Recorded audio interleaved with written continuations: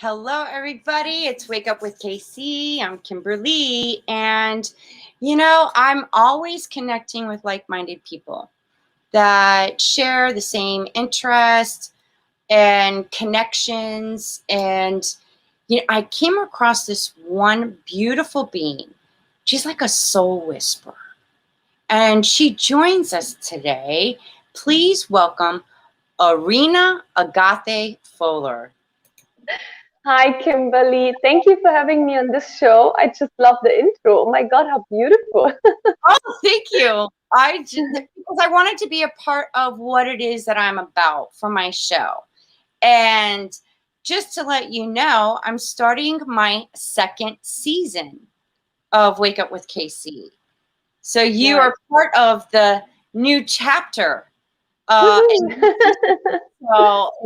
I'm excited, and I've been waiting patiently to have you join us today to talk about, I always, tell my audience, spirituality is not inherited, it's discovered. So I like to ask you, when did you discover your spirituality awakening, and tell us a little bit about yourself as well. Okay, so I'm Aurena Agathe Fohler. That's actually German. I'm born in Germany. My dad is German and my mom is Sri Lankan. Aurena means actually the queen of fairies, the one who covers you in love. And Agathe means the good, beautiful person. So my dad knew what he's doing. And I'm a seer, I'm a healer, I'm a multidimensional being, interdimensional. Seer because I do see and read energies, like when I look at people, when I am at different places, I just see energies. I know codes, I know, like, I see the world, I think, different than other people do. And there is no awakening such as, because I have always been like that. I mean, even when I was a small girl, I remember events when I was like 1 year old and my brother and my sister would say, "You're just imagining that. How can you remember that?" And I'm like, "Of course I remember. I just remember because like one day we had a neighbor, and our neighbor, like, we're from a village when, like, my dad is born 1929. So it was from the Second World War. And people in our village used to have their own kind of tiny mini farm, like their own animals. So our neighbor, he used to have lots of sheep and pigs, and he would have his own honey. And my dad, I don't know what, one day he just took me. He didn't explain anything to me, and he just took me. And we went to this, like, to see the pigs, and it freaked me out. They were so huge. And I know because he took a picture of me doing that, and I was 1 year old, and I remember that very well. Wow. So, yeah. And even in the kindergarten, when he took me every day to the kindergarten, like, I would sleep like really deep, and it was like a hustle for him to wake me up. But it's just, I didn't want to go there because I could feel the energies and thoughts of the children there. And I felt such like a stranger. I knew I didn't belong there, but at the same time, it's like you're forced to go there. It's like a law in Germany. So it was quite tough, but I was always aware about my surroundings and about myself. And do you find it fascinating, like certain people, like I had like a spiritual awakening. Like I started experiencing things that, at first, being in the religion and in the Christian, Baptist, and there's like, oh, the Spirit of God's on you, the Holy Spirit's falling, and all this other stuff. I didn't know any better. I'm like, oh, okay, this is what I'm feeling. This is what I'm experiencing. But then I started questioning other things, and I was like, this is not, no, like I need to find, like I wasn't getting the truth.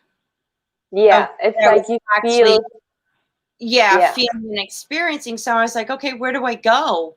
Like, I know there's something not right here going to the church to find what is actually going on with me. Yeah. And I did wind up going through, it's funny, you go to the secular world to find the people show up in your life. It's like synchronicities. So that's how my journey started. And then I started channeling, and I'm like, what in the world am I channeling? I don't know this language. And who are these people? You know, I know they're beings. So that's amazing. That's what I've been like trying to understand. And that's how I came across you. And I was like, oh my gosh, she's a light worker too. She's a starseed too. So I'm meeting my family now. Yeah, we are meeting each other, and that's the wonderful part of it. And that the waiting was worth it. Yes. But I didn't have it until later in life. And then I realized I was having, you know, other experiences like dreams and visions and, you know, like premonitions of things happening, and they would happen. And I'll be like, oh my God, I had a vision about that, you know, and it's been an interesting journey. And what can you say to others that, you know, are going through something or remembering something that's part of what's happening now in what's going on in the world today? I mean, anyways, nowadays it's so much easier to connect. It's like nothing. Everyone has WhatsApp, internet, Facebook groups. It's like, it's so easy. I mean, I'm born 1980. We didn't have those things. When I traveled to India, it's like we had mobile phones, but we wouldn't use it because you don't want to spend what was it? The €1 on one message. It was like a lot of money. So, and we didn't have Google Maps and all those facilities. So I really had to travel with my gut and my gut feeling. What I would really say is, it's not what can I suggest is, I mean, it's up to you if you do it or not, and if you feel it's correct or not. It's not about how do I find people now. It's more about, are those the right people? Because I'm sometimes shocked. I don't watch TV. I don't listen to radio. I don't listen to, sorry for saying, but I don't watch Gaia TV and all this stuff, because for me, it's like this mainstream media, or like mindfulness or something. I don't watch those things because I always make my own experience. I own my own judgments. And I don't, actually, I stopped reading books. I cannot even read them because the person who writes the book has their own frequency. So I'm very selective about what I watch, what I read, because it's all energy, right? It's Right. like if you do a movie, it's like the energy of the person who does it flows into it. So like when do you remember the movie Matrix? It was like this huge hype. It was like a kind of part of awakening. When people watched it, it was like warm.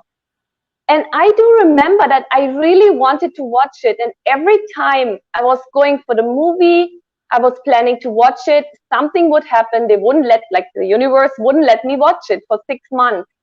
And I was like, why is that? And that's one reason I realized that when you watch things in the movie, there's some certain programming. It's called like subconscious programming. Mm-hmm. And it's like you watch something and then you get programmed.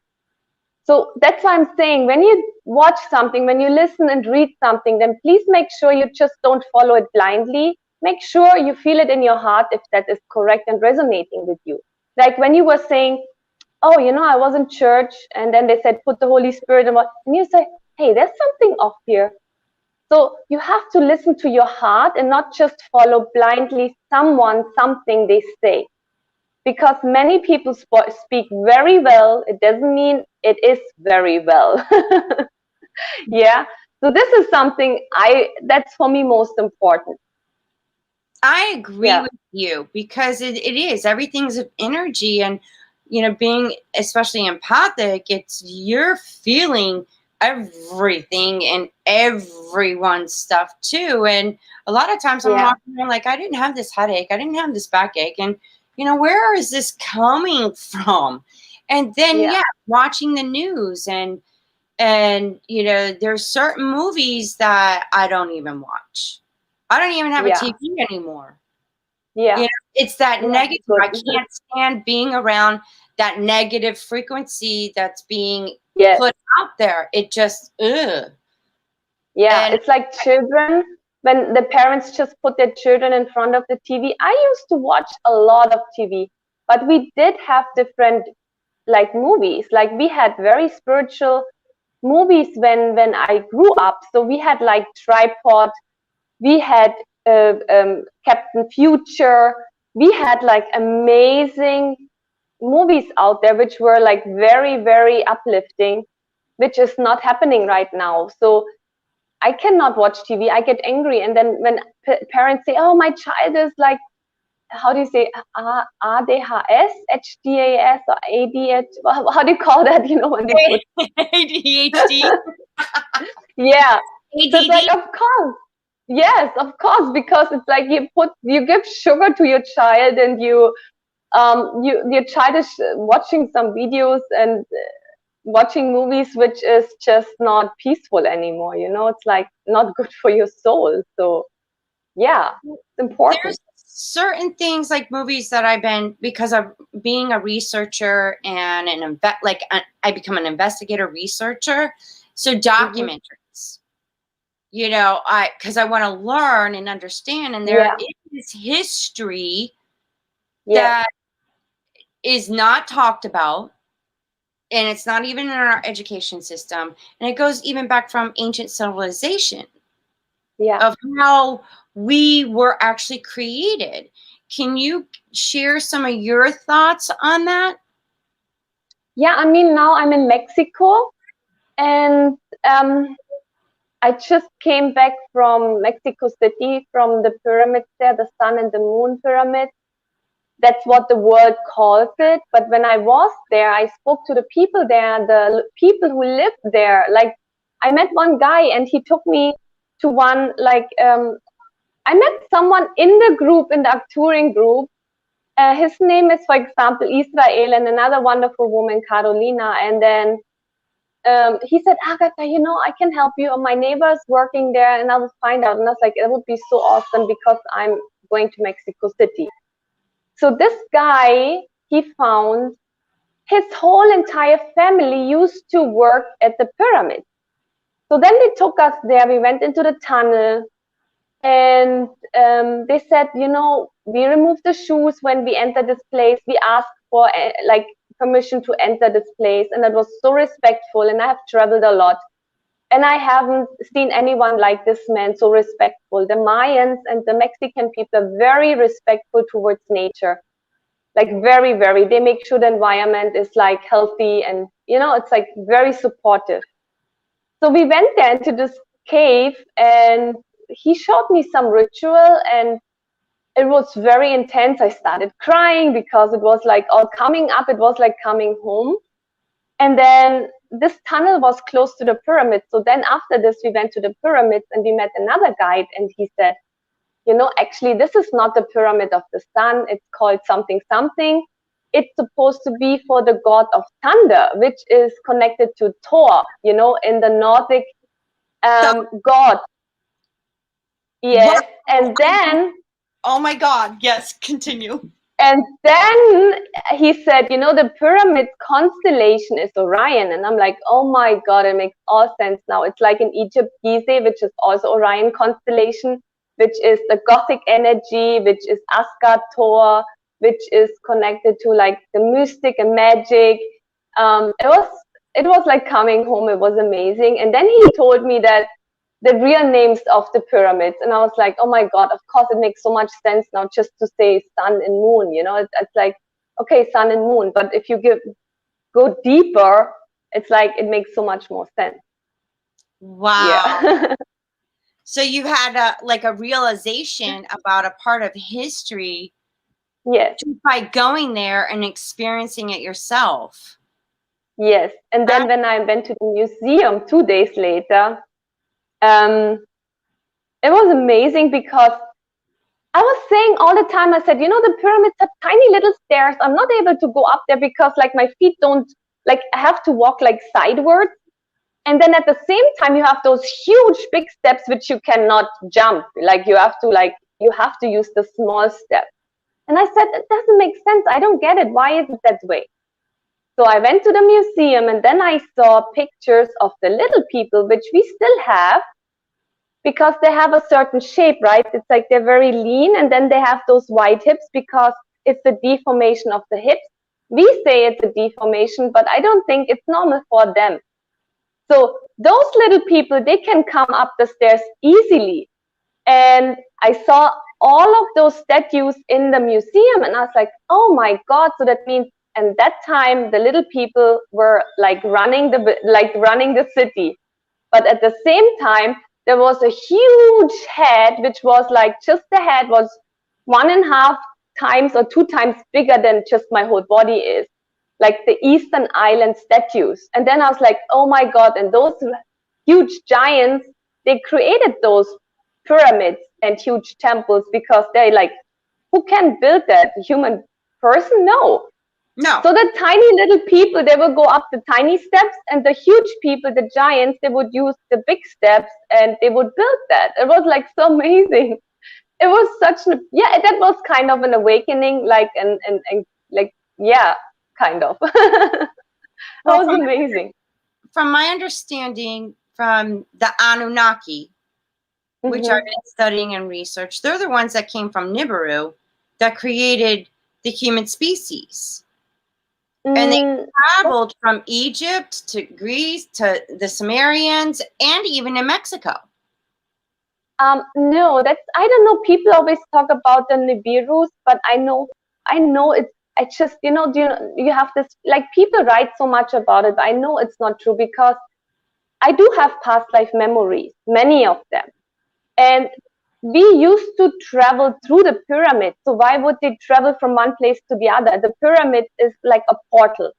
So we used to travel to the pyramids. It's like a gateway because the pyramids always used to be surrounded by water. So you create an energetic kind of morphogenetic field, like an electromagnetic field, or I call it biomagnetic field because it's more the earth energy, like Tesla used to use the technology. So he could create, with the technology he invented, kind of gateways to different dimensions and time travel. So the pyramids used to do that. That's why Mexico City used to be surrounded by water, but they pushed it away. So now they build lots of houses on top of the land. That's why they have issues with the earthquake. Okay, because the soil, the ground is actually used to be water. It's not proper strong soil. Same in Egypt, they used to have water around. Angkor Wat, it's surrounded by water. Angkor Wat is connected to the constellation of the Draconians, and they're dragons, not reptilians, and they're beautiful beings. So there are a lot of lies out there. And the Nibirus, for me, I don't see them as the gold diggers, for sure not, but because, for example, in Mexico City, jade had more value than gold, but gold has the how do you say, Eigenschaft in German? It has the quality that when you have particles of gold, like colloidal gold, and there's this, in Thailand they create this gold ash tablets from gold, which is like alchemy. It's like they have this alchemy recipe to create gold and make medicine out of it. In your body, it becomes a beautiful conduct to different minerals, so the body absorbs that. And gold also is energetically a beautiful protection, but there's enough on Earth. So Nibiru doesn't need to come and make slaves. And I mean, what the heck, you know? I mean, aliens have way more higher technology than to tell humanity to be a slave and dig it out. What rubbish. I'm seriously. I always say, people, use your common sense. It's like, aliens have this high technology, but they're so dangerous, and then they make humanity slaves. It's like, the only people who make us slaves is ourselves, because we have created duality, right? So we had the fall in Atlantis, and in Atlantis we had different star beings living all together, which used to come in and out through the pyramid.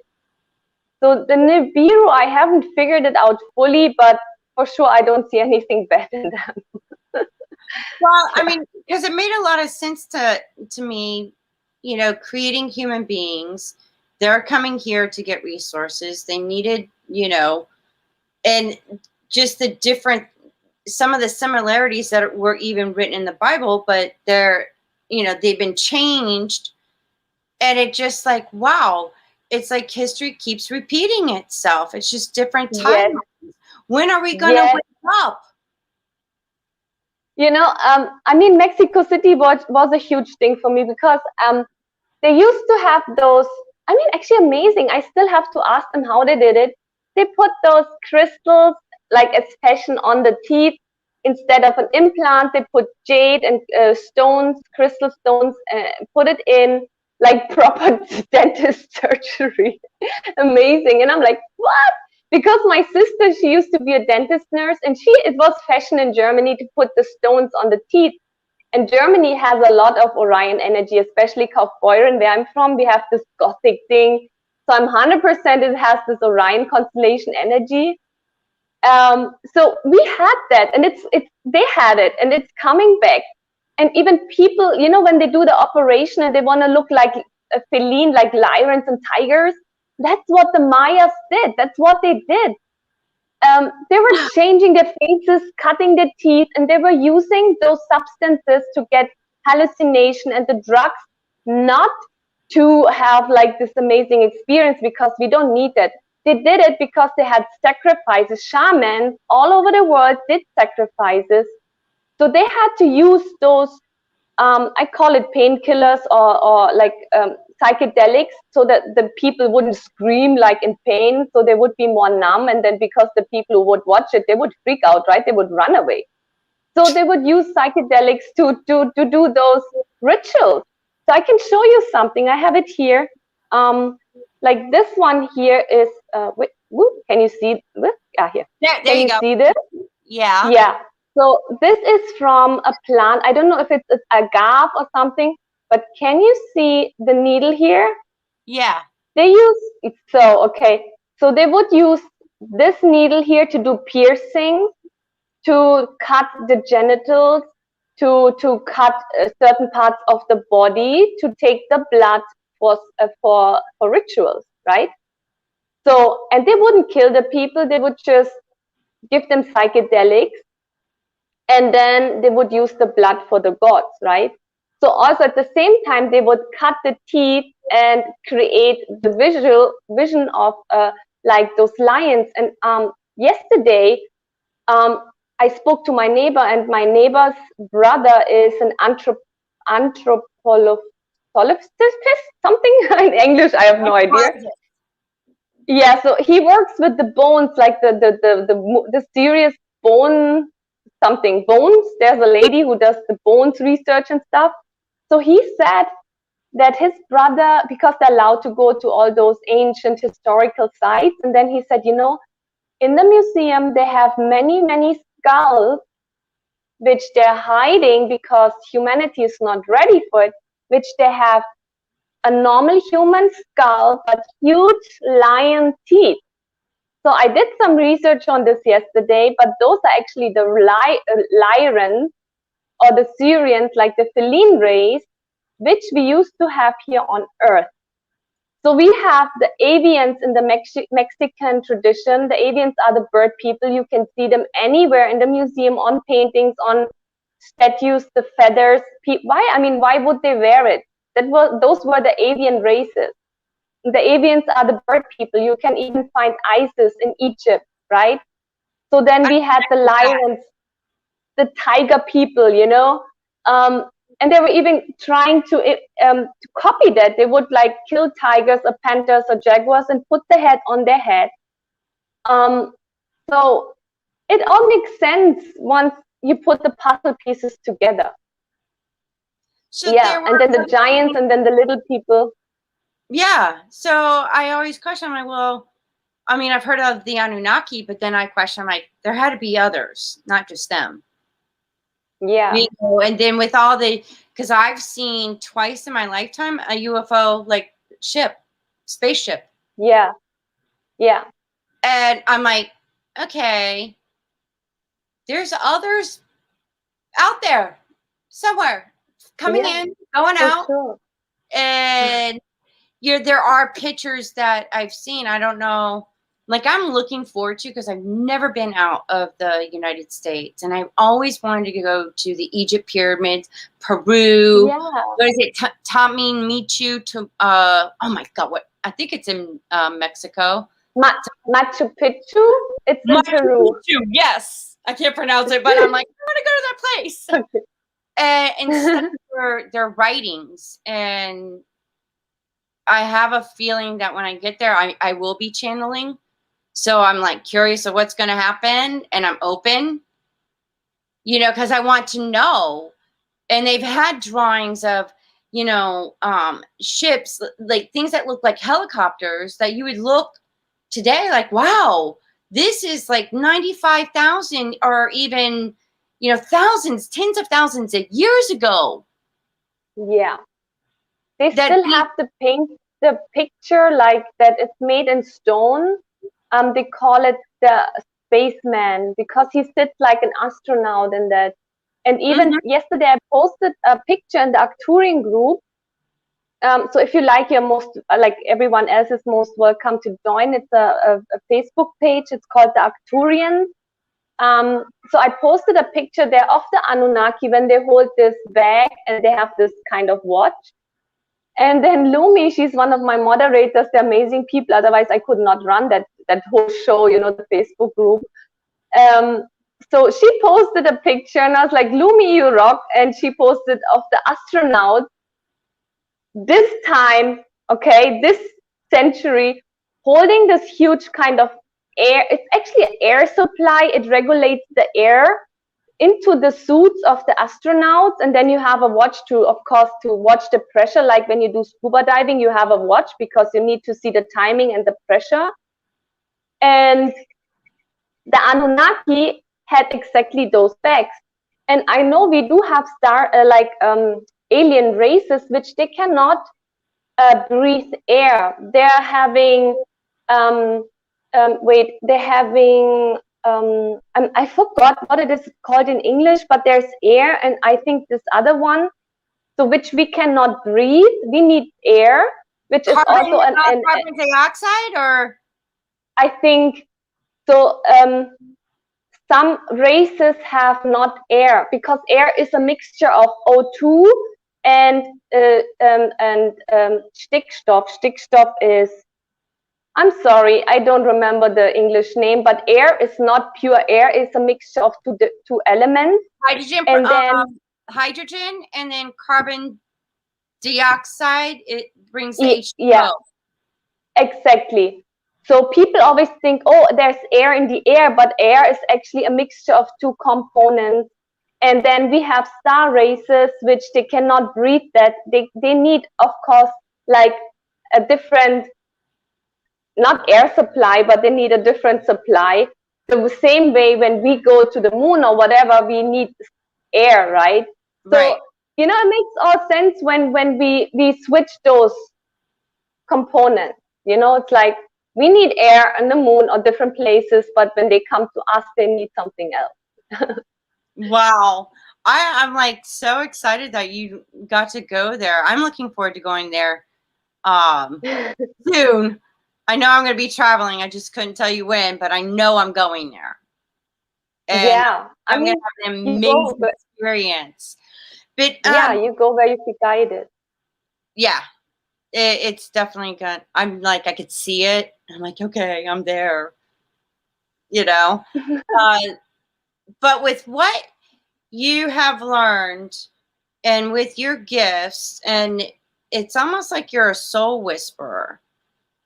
What is it that you do to help others? How does that work? Okay, so what I do is I do call myself soul whisperer. It's like when people say a force whisperer, this. I have the ability to connect, like that your soul talks to me, like I talk to your soul, like I'm in between, like I'm, how do I say, I'm like the bridge between the spiritual world and the earthly world. So when people come to me, I always ask for permission if I'm allowed to work with them. I don't need it, but this is something, especially when I start doing healing, that I do. And I do healing in a very, very different way, very different. So when I do healing, I never ever enter someone's body energetically, never, because the information comes to me. It's like reading in a book. The energy from you comes to me. I just read it and I tell you what I see, what the blockages are.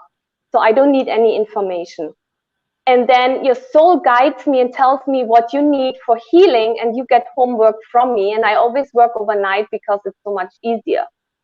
So when I work overnight, you get a lot of homework because it's always about standing up in your true own power. So what I do is I always push the energy back to you, because it's not about me, it's about you. And that's why I tell people, the less you talk, the less energy you lose, because the energy of healing can come and you can receive it, right? It's all about frequencies. So I have certain tricky tools I just made, which people, for example, have to go to nature with certain exercises and homework, so that I know when you have done it, because your system and your health will change. And I will know if you have done it or not, because it's like your life force gets activated. And it's not in my hands, it's in your own hands. And some people, like, I have amazing results when people say, wow, so much changed. And I had one person just last week, and he said, you know, Agathe, it did not help. And I was like, yeah, sorry. I was like, what the heck? Come on. I said, you didn't go in nature, right? You didn't do what I told you. You were supposed to do something. No, I didn't have time. I said, yes. So if you don't find time for yourself doing that, you don't expect from me that it works if you don't do your homework. So I'm not taking bullshit from people, because I'm not here to save you. I'm here to empower you to stand in your own true self-empowerment, right? In your true self, being you, understanding who you are. So yeah, after that, he didn't say anything. I said, you please, most welcome to message me back once you have done your homework, and then we can talk about it. So wow. Yeah, I know what's going on. So I'm quite strict that way. Well, it's like, would you agree that we've been programmed for instant gratification instead of a delayed gratification? Yes. Like some people keep coming, asking questions, want to have guides and leaders. I mean, I love to lead in a healthy way. Not that some people follow me like I'm some guru and then they just do what I say. No way, I push them away. I had that since I'm very little, and I understand now why. Because people, humanity really, I mean, they always say, oh, Hitler was so bad. But how could he have this power when people, like, they followed him, right? He did a lot of good things. He made the Autobahn. We have cars like BMW, Mercedes. They used to do weapons and planes and stuff. Hitler came up with huge technology. He was working with the real women, which are from, not Andromeda, they're from Aldebaran. So he used to have a lot of knowledge, and now he's the bad guy because I mean, it's not just the German people, the whole world was following him because he had this charisma and they wanted him to be a leader.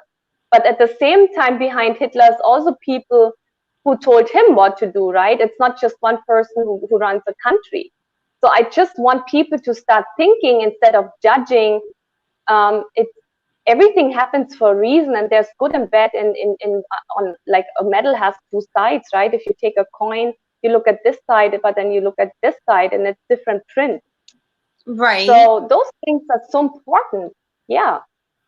Well, that's just like with because they're having a UFO disclosure next month, where, you know, all the agents, you know, the military have to disclose information to share with the, I guess it's called the Space Force. And, you know, going through, even through my research, it's like, I was telling somebody, I'm like, yeah, there's people that behave in a good behavior, and then there's people that behave in a bad behavior. There's the difference. Well, it's the same way with these other beings. There's some that don't have good behavior and some that have good behavior. But that's the thing. Is it good or is it bad? Because if a crocodile eats a human, it's normal for the crocodile, but the human gets threatened and says, oh, the crocodile is so bad.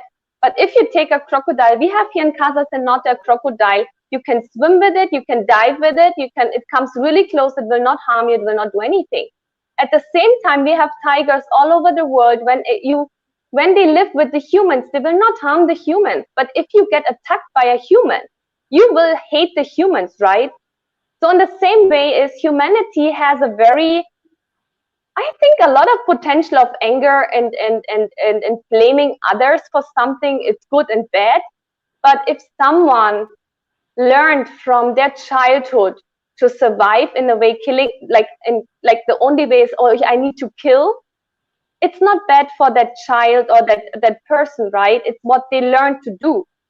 For us, it's bad because we feel threatened. But if once we understand the purpose, why they're doing something, and the meaning, where they're coming from, then we can change things, right? We can reach out to them and change certain behaviors which we see as bad. It doesn't mean it is bad.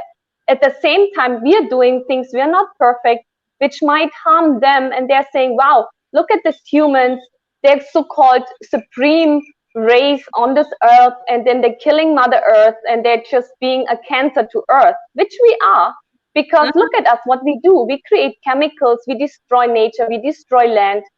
I mean, you know, how can you say humanity is great?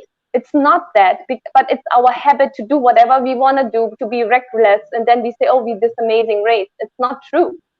So we have to see reality for what it is, you know, but people don't like to talk about themselves in a bad way because everyone wants to be the best version of themselves. But how can you be the best version of yourself if you're not honest with yourself? Well, not only that, but it's like I said earlier, history keeps repeating itself until we wake up. And it's the limited beliefs, it's the mental programming, and it's the emotional, energetic traumas that keep passing forward from one generation to another, to another, to another, until we wake up and heal, like recognize, realize we are all accountable and responsible for what's going on today. Yes. Even like I stand up for my ancestors, they didn't know any better. And my thing is, it's like, it has to be a win-win for all.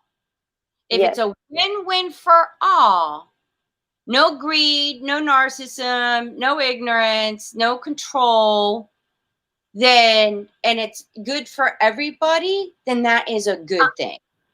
I mean, the thing is, people always say control or the ego or the mind is bad. It's not true, because we have a heart and we have a brain for a reason.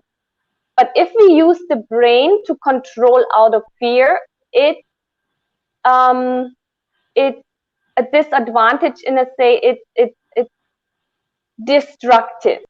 If you use the mind to focus the outcome and to control and structure something, it is very positive and healthy. We need a mind because our mind does want to protect us, but we need to tell our mind what to do, not our mind should tell us what we have to do and how we should react. So everything in life has a purpose and we need to use it, but we need to use it in a healthy way. It's like you can love a child and support your child to stand on their own feet, or you can tell your child what a kind of loser it is and it cannot do anything without you, because it creates codependency. So it's destructive, right? So we have everything for a reason, but it's up to us how we use it. And the mind is a powerful organ in our body. Yeah. And it is, you know, to me, it's like what you say about the connecting with the mind, the body, and the soul. And they all three have a connection, a very unique connection. And people are running around just, to me, it's like they're asleep or they're stuck in that program. Yeah. So what is it that you have coming up that you could share? Like any workshops or retreats? Like what I regularly do in the Facebook group, Aurena group, is I do Starseed Activation and healer activations. Also, I have inner mastery activation kind of course. inner mastery workshop. So the Starseed Activation is a course of 4 to 5 weeks, which you activate. And I say activate, I don't say it's an initiation, because an initiation, I don't like it, because it's something everyone learns. Like, I'm a Reiki grandmaster, okay? I got it 2007. I don't use it because it's a technique everyone does. So an activation is a step of working with your body, decalcifying your glands, changing your food style, cleansing and purifying your body. We're working with the meridians, the chakras, with like your whole system, not just one thing. And you learn a lot about yourself. We heal, we transform, we remove implants, and you're getting a lot of tools to help yourself, which you can use later onwards, so that you don't depend on me. So the Starseed Activation is to activate your psychic abilities, which are very unique and different from another person. So I cannot tell you what it might be, because you're different than someone else, right? You don't want to be like someone else. And that's when the competition stops. It's like when soul family starts, because we help each other, because all of us have amazing gifts. So, and you also start remembering who you are. That's the Starseed Activation. You get like connect back to source, to your own source, and then you remember who you are, where you came from. And we have everything. We have so many lives in different places. The Healer Activation is, because the spirit never dies. It just gets transformed into a being. Yeah. But you have the Healer all energy. Yeah. So the Healer Activation is a course of 7 weeks, which is really about really strongly connecting with your heart and source energy, Mother Earth and Father Heaven energy, and to remember the old healing you used to do as a priest, priestess in Atlantis, Lemurian, and different planets. So this is like an ability to activate you being a healer, and then to help others to redirect frequencies, to work with frequencies and different tools like crystals, herbs, smudging. So this is Healer Activation for people who feel they're having the abilities to heal. Again, very unique. And the Inner Mastery, that's a very different, complete different 8-week course, which is, I cried when I did that. I have no idea how I came up with all those things. Sometimes I'm like, what did I do? So it's a course of 8 weeks. And we're working with the meridians, the chakras, the planets, the days. So it's like really interdimensional. We are activating, integrating potential so that you can start creating your own timeline. It's actually crazy freaky. But wild and fascinating at the same time. Yeah. I've experienced a few things. I'm like, huh? Like, what was that about? You know, and then I'll, like, months later, it will come back to me, and then you get the aha moment, like, oh, so that's what that was about. Yeah. It's not as much lately, but yeah, I do have those experiences. I look forward to getting on one of those courses with you. Yeah, I mean, the next Starseed Activation course starts 7th of July, but I always tell people, please, the last entry is 1st of July, because you get a list of items you need to purchase in the country wherever you are. Like, I don't have any benefits from it, because those are certain herbs and certain herbs and ingredients you need for your diet, kind of. It's not a diet, it's just a change of your food habit. So to rejuvenate your body and everything, you know, so that you can just, the energies need to be able to flow through your system. Like what they did in the old ancient pyramids is, when they were working with the herbs, they were actually cleansing the body. We are like a medium. We are medium. Like through us flows energy. We are like a battery. So, but if gold is an amazing energy transporter, right? And like when you take iron or metal or copper, but at the same time, when you use plastic will not be able to transport energy, right? And electricity. So it's like, let's say if we eat lots of garbage and rubbish, we becoming plastic, but our nature is not to be plastic, it's like to be copper or gold. So what I do is with you, to give you this list, is to purchase those items so that we start making your body again to be a proper, I think it's called conductor, to be a proper flowing conductor. So the energy life force flows through your body. And that's when we activate and work with all the glands. People always say, oh, the third eye, the third eye. Hey, we have 7 glands, not just one. We need to work with all of them because all of them are antennas. And you know, that's why it makes it so unique the way I work. It's very, very holistic. It's very complete, and we look into all details. And of course, there's always improvement, but I haven't seen this, what I do, anywhere else in the world. And I've worked with many healers and Starseed. Yeah, so this is like something special I do to bring the energies back into the body so that you can be the best version of yourself with your full ability. And of course, it's a growth, you know, it's like we keep changing. I mean, it doesn't stop. Yeah. Right, because the energy is constantly moving. And I used to say to some clients, I'm like, oh, you need a chakra enema because all your chakras are blocked, you know? Yeah. Okay. Okay. So I'm definitely going to, I have the information how to contact you, but can you tell everybody how they can reach out to you? I can give you the link also. It's actually very easy. It's my name. It's for English-speaking people, it's AurenaInternational. And for German-speaking people, it's Aurena Agathe Fohler. And you can reach me on Facebook. You can reach me on email, aurena.fohler@gmx.de. I have Instagram, Aurena's Insights, and again, my name, Aurena Agathe Fohler. So just enter my name, you'll find me anywhere, Instagram, TikTok, Facebook, Telegram. So, like, you can find me. Wow. That's, YouTube. Yeah. That's how I found you. I think it was through Facebook. Okay. Yeah, you found me in that current Facebook group. Yeah. And it connected with my, like, when someone's speaking something, I get, it's like electricity. I'm getting electrocuted.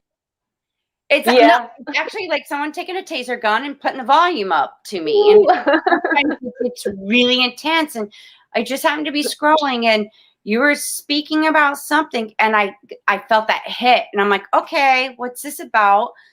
And then that's how I started paying attention. I'm like, okay, so what is this about her? And I'm like, oh, okay. She's part of my family. And you were so patient with me because I was traveling so much. And you said, okay, okay. And we have different time zones and you were just so patient. So thank you for that. I really appreciate. Well, I've actually been enlightened today just by you sharing your experience, you know, in Mexico City, what you've discovered and, you know, what it is that you do, how, you know, we're all partakers in helping humanity and making a difference and an impact in this world. That's why we came here. And I'm very thankful and honored that I connected with you. So thank you for joining us today. Thank you. Yeah.